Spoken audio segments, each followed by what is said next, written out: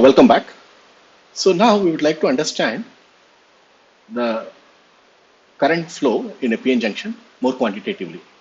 To do that, we need to understand how the minority carrier injection takes place. So what is minority carrier injection? So we have seen that we have a p-type semiconductor and n-type semiconductor.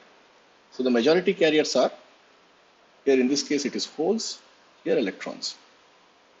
Okay.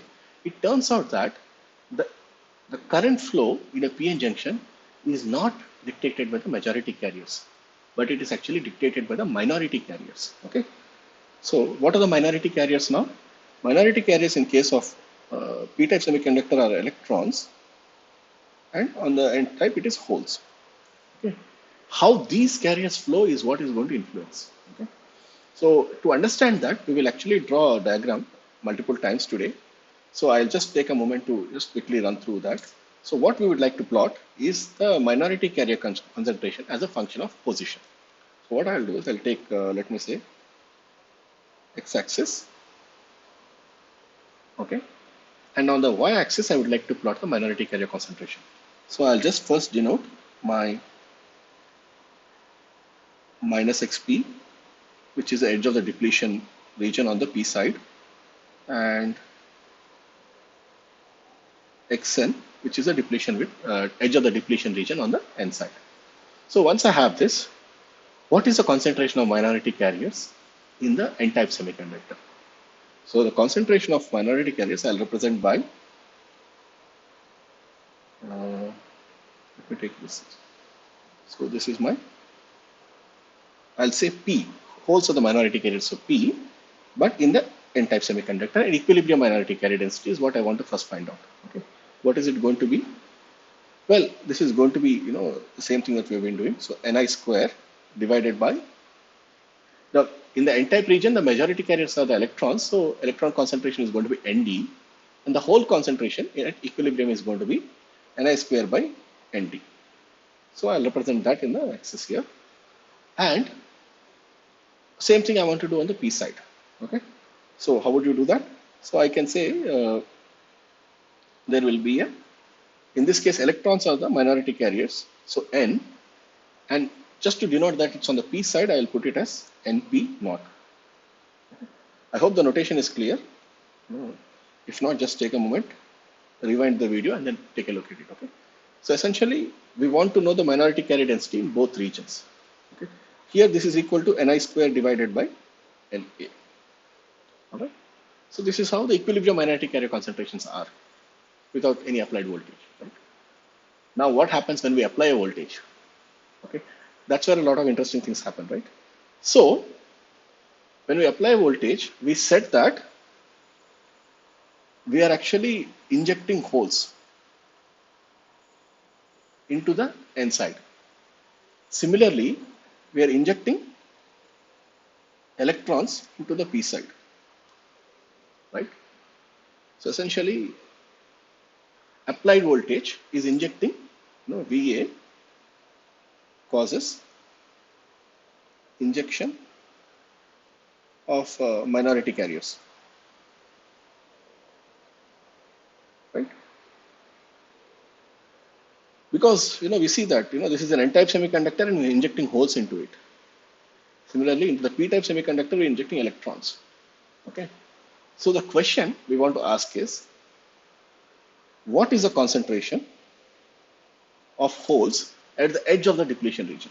So I'll say concentration of holes in the n-type semiconductor at Xn is equal to how much? Okay, that is very important for us, because once we know that, we can find out what happens further into the n-type semiconductor. Similarly, I want to find out what is the concentration of, in this case it's a p-type semiconductor, so we need to know the concentration of electrons in the p-type semiconductor at minus xp.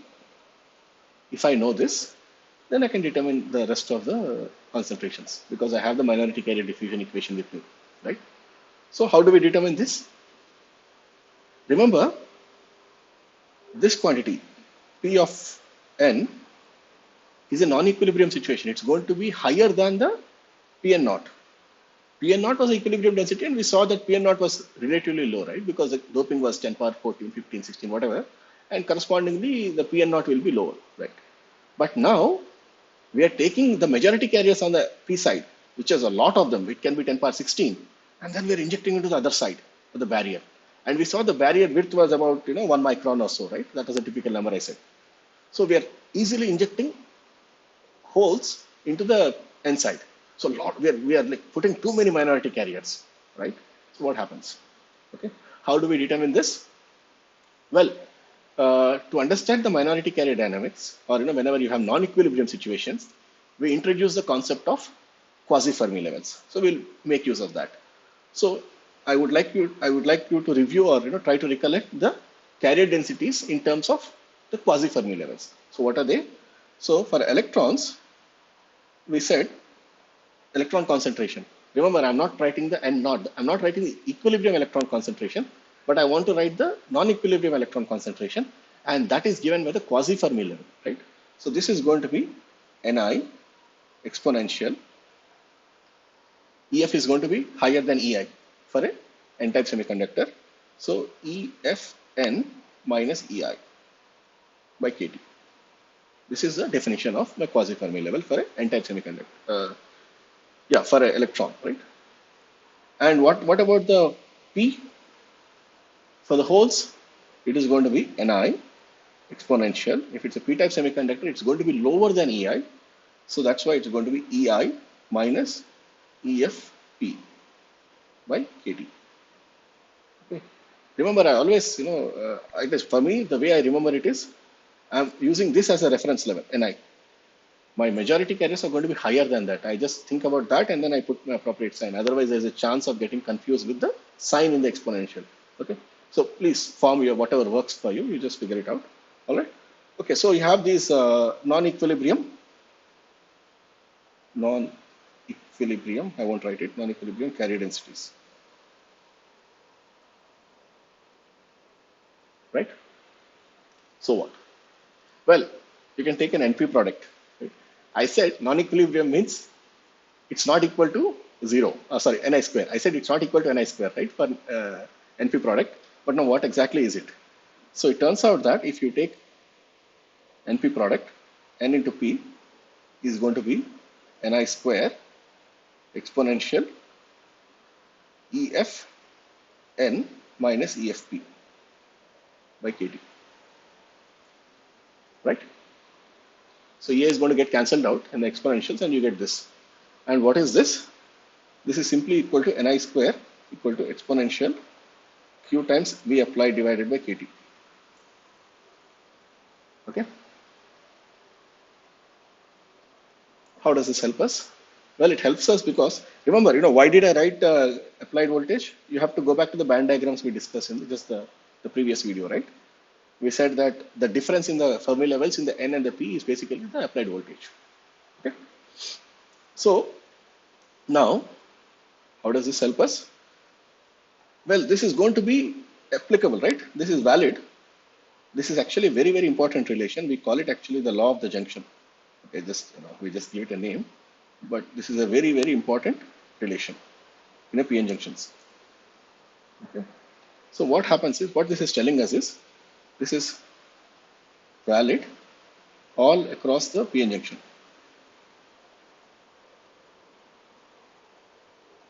All right. So now we'll try to apply it. Right?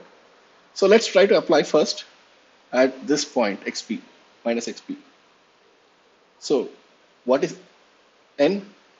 N is going to be electrons in the P-type semiconductor at minus XP times the holes in the P-type semiconductor at minus XP is equal to Ni square exponential QV applied divided by KT. Okay. What is the number of holes in the P-type semiconductor? So this is going to be equal to Na. Okay. So what I'll do is I'll simply make this Na go here. Okay. I'll do divide by Na. And if I do this, this guy is going to be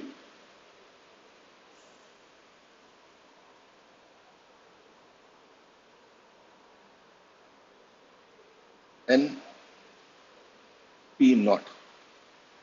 Okay, right? It's the number of electrons, equilibrium density of electrons, right? So, with all the rearrangements, just take a moment, analyze it yourself. This is fairly simple. So basically what we are saying is NP at minus XP. That means at the edge of the P region is going to be the equilibrium electron density multiplied by exponential QVA by KT. That's it. So we already know here, for example, this is the equilibrium electron density. I am taking that and multiplying it by exponential the applied voltage, QVA by KT. Then I get my electron density at the edge of the depletion region. Similarly, I can do the same analysis at Xn. We are writing simply NP product. Okay, it's nothing complicated. NP product, right? So here it's an N-type semiconductor. So I'll write electrons in the N-type semiconductor at my point Xn. Xn is the edge of the depletion region. At that point, I want to know, multiplied by the holes in the N-type semiconductor at Xn should be equal to Ni square exponential QVA by KT. Okay.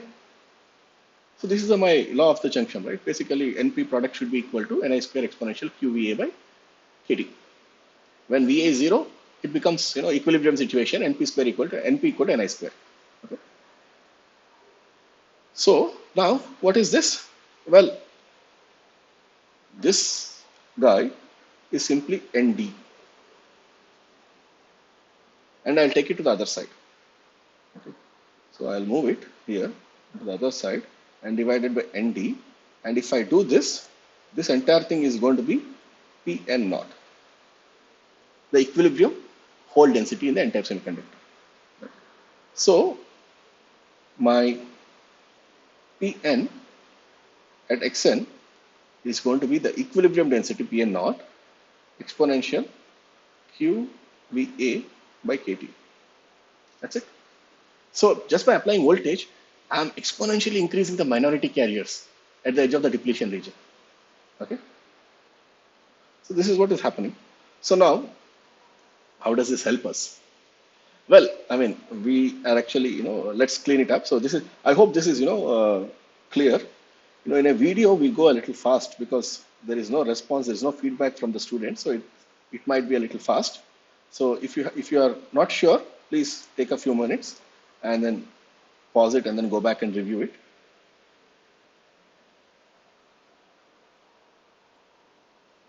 All right. So this is my minority carrier densities at the edges of the depletion region. So I'll put it in a cleaner way. So the same thing, just in a more presentable way. So the edge is, your equilibrium density of holes was lower, much lower. And now you have the excess minority carriers, which is on the scale here. Similarly, the electrons were low, but because this electron injection has happened across the depletion region, okay, there is an excess minority carrier density in the N-type region. Okay, well, we made a very implicit assumption without actually specifying it. Okay, so the assumption we made was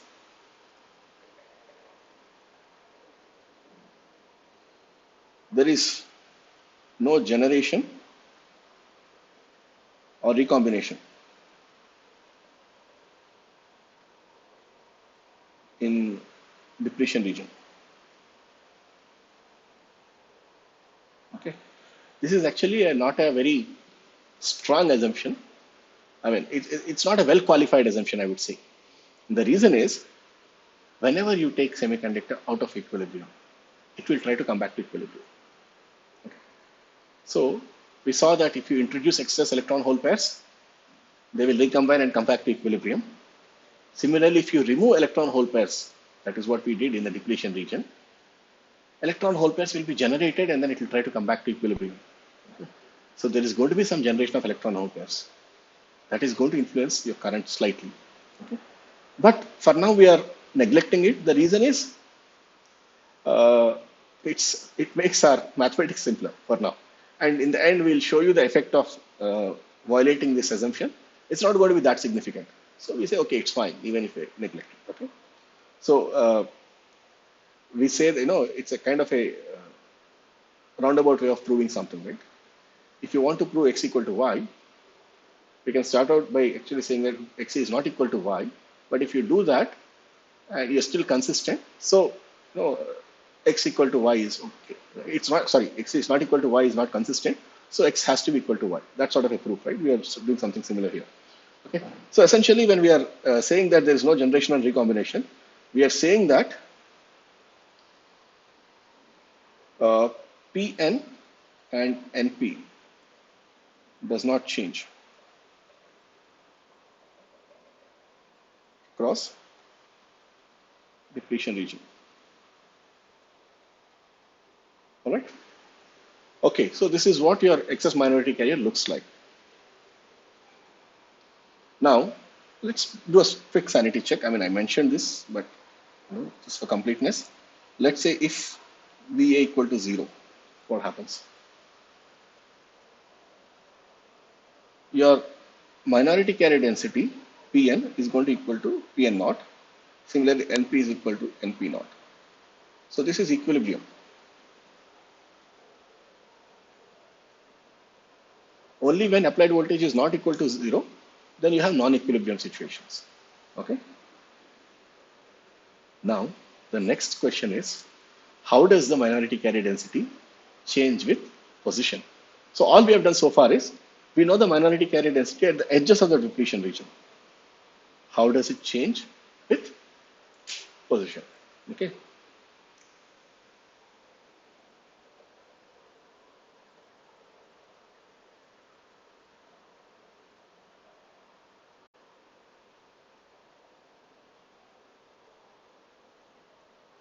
Change with x.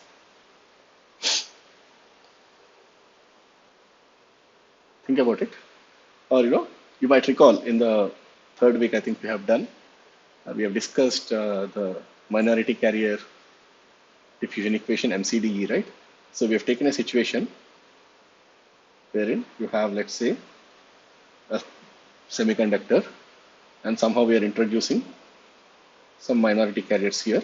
So I said this was, let's say, if it's an n-type semiconductor, you have introduced, let's say, P and at 0 point, and then assume that you have reached steady state. You applied a voltage or current, applied a voltage and waited.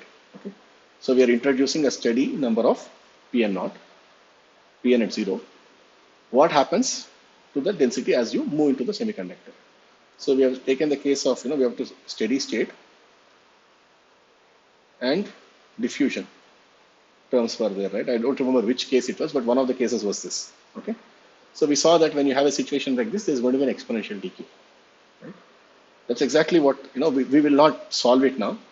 If you are not convinced, go back and look at that particular lecture and it will become clearer. So what our analysis told us is, this is simply going to be Pn naught times exponential Q times Va by Kt at the edge.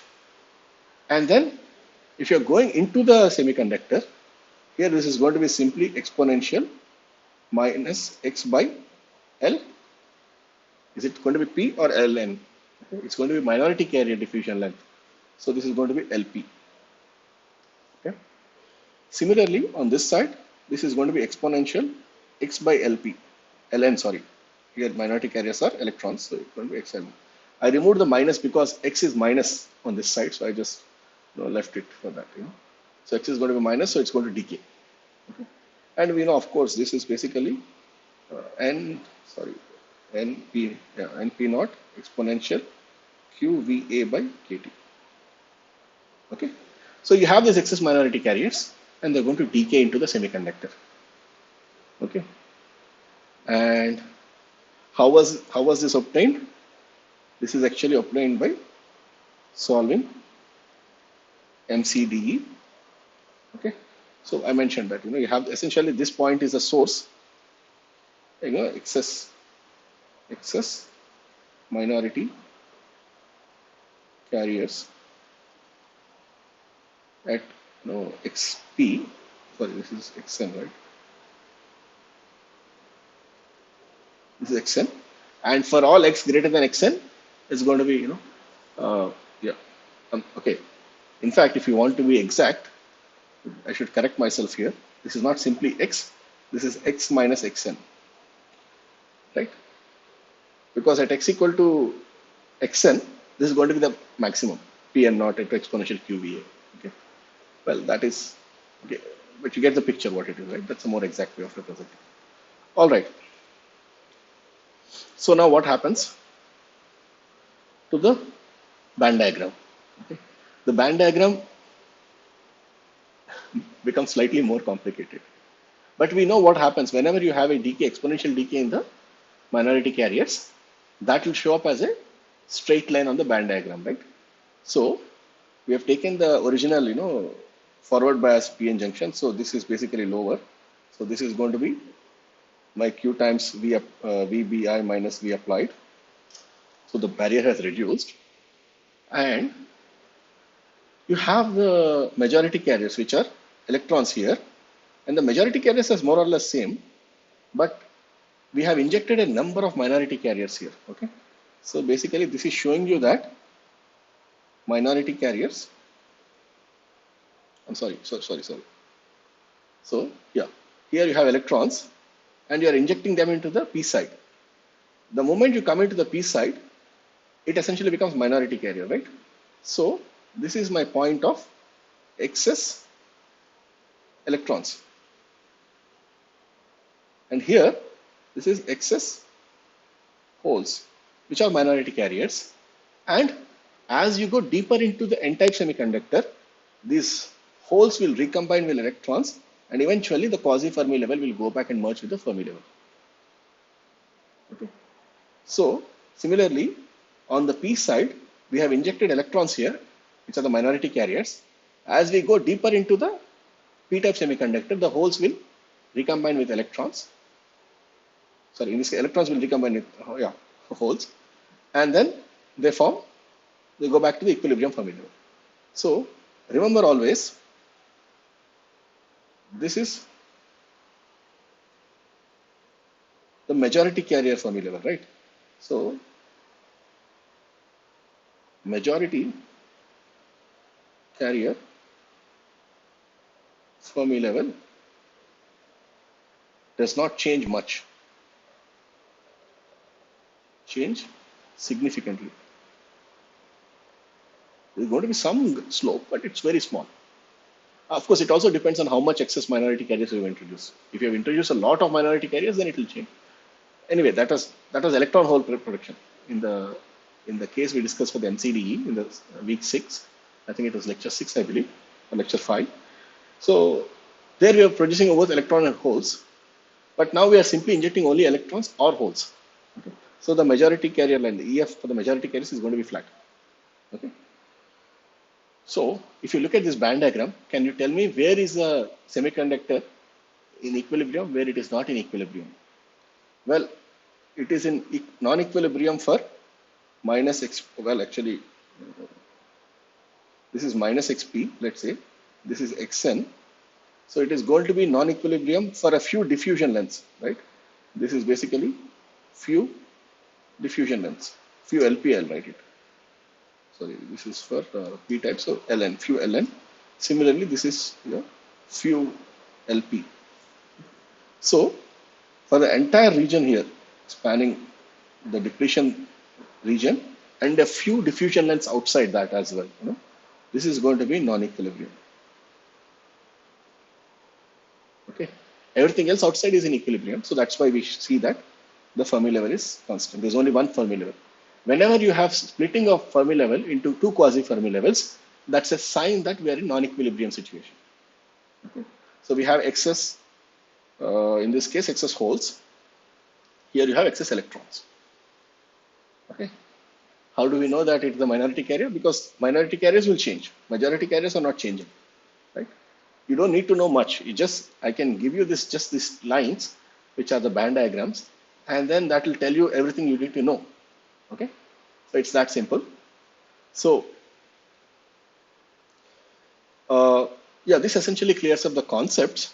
Let me take a few minutes to just solve a numerical problem so that we get an order of magnitude, we understand how much it is. Okay. So to do that, here is a simple problem from the textbook, example 8.1. So please go back and refer if you have any concerns or doubts. And then we are essentially talking about forward bias PN junction with a ND given, NA given, and there's an applied forward bias voltage. And we are asked to calculate the minority carrier concentrations at the edge of the space charge region. Okay, minority carrier concentrations. So essentially, let's draw the diagram. I want you to practice it. I want you to be comfortable because every time you draw these diagrams, your concepts are going to become more and more clear. So let me put this up. So let me say there is X, and then there is a depletion edge, and there's another depletion edge. So this is my Xn, this is my Xp. Okay. So I want to show the carrier concentrations here. So what will it be for the N-type semiconductor? This is N-type and this is P-type, and this is in between depletion width. So in the N-type semiconductor, we're going to talk of P and naught, equilibrium density of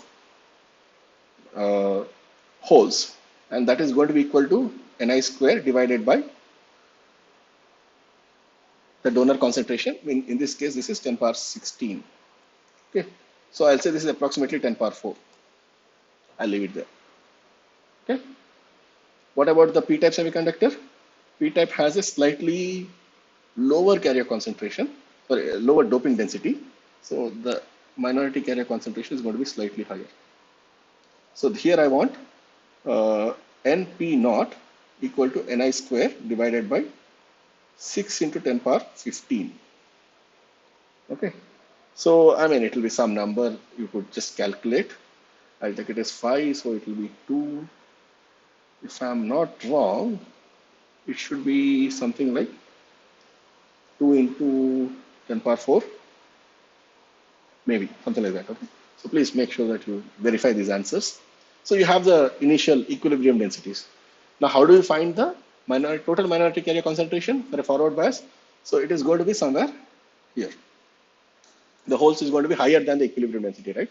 And this is going to be equal to P n naught exponential applied voltage is 0.6. Okay. So, I mean, you could write it as Q times applied voltage, VA divided by KT, but I will simplify it. I'll say that, okay, we saw it was 10 power 4 exponential. Q times VA in electron volts is going to be 600 or, 0.6 electron volts. I'll write KT in electron volts, which is 26 or 0.026 electron volts. Okay, so this is going to be 10 power 4 exponential 25, right? You take it as 25. So 4 times 6, 24. Exponential 24. Please try it out, okay? Something like that. So it's going to be a very large number. I think if you compute it, it's going to be something like 10 power 14 or 15, something, some number like this. Okay. So we are injecting a very high amount of minority carriers. It's not a small amount of carriers. Okay. Relative to, of course, the starting doping, minority carrier density was very small, 10 power 4, and we have essentially introduced almost like 10 power, 10 orders of magnitude higher holes into the N-type semiconductor. Similarly, I could do the same thing in the P-type semiconductor. Okay, so the problem requires you to calculate both of these. Okay, the point you need to remember is that excess minority carriers are significant, okay, when compared to equilibrium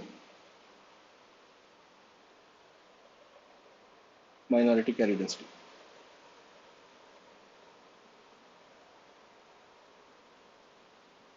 can't ignore this. Okay. Of course, we are assuming still that, let's say if you're talking about holes injected into the N type, that is less than N naught. The majority carrier density, it's still less than majority carrier, when low level injection is present. If you have even more than that, then we break down some of these assumptions and our analysis will not be accurate. Our analysis is accurate as far as your introduced minority carriers are still less than the majority carriers and significantly greater than the minority carriers. So please, it is not, for many of you, this is probably the first time you're going to see this, and we are actually focusing on, significantly on the qualitative understanding. Okay, we are really developing very, very strong fundamentals. If you are able to follow along with this course, I mean, it gives you a solid foundation to study semiconductor devices at a graduate level or PhD level. Okay? So please make sure that you spend the time. I mean, even if you don't want to do research, even in the GATE exams, I see that sometimes you have all these problems. What is excess minority carrier density and so on. So these days, for the last 4 or 5 years, there have been increasingly larger number of problems from semiconductor devices, and so that this will help you answer all that. Okay, even if you're not interested in the research aspect, but I would urge you to look at it carefully. All right. Thank you very much. So I'll stop here. It's already close to 1 hour. We'll take up in the next lecture, where we will derive the expressions for current in a semiconductor. Okay. All right. Thank you so much. We'll meet later.